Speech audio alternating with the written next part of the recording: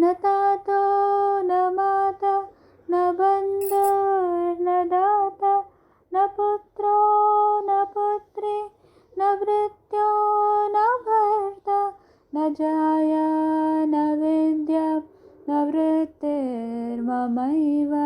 गते स्वं त्वमेका भैरवी।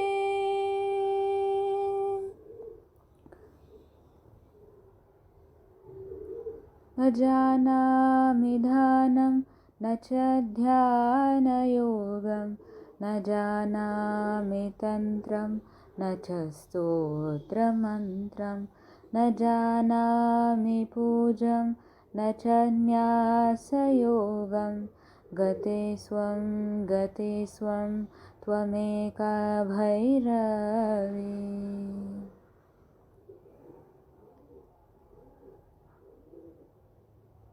प्रजेशं रमेशं महेशं सुरेशं दिनेशं निशीतेश्वरं वा कदाचित् न जानामि चान्यत् सदाहं शरण्ये गते स्वं त्वमेका भैरवी।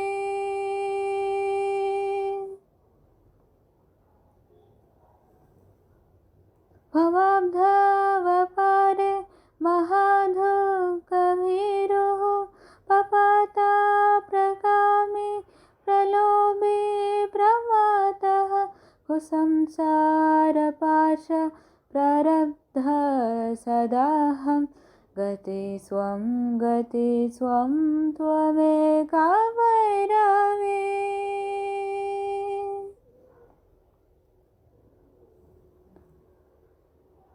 न जानामि पुण्यं न जानामि तीर्थं न जानामि मुक्तिं लयं वा कदाचित् न जानामि भक्तिं वृत्तिं वापि मातः गते स्वं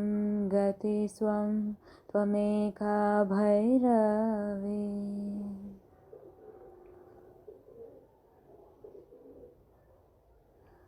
विवादे विषादे प्रमादे प्रवासे जले चानले पर्वते शत्रुमध्ये अरण्ये शरण्ये सदा मां प्रपाहि गते स्वं त्वमेका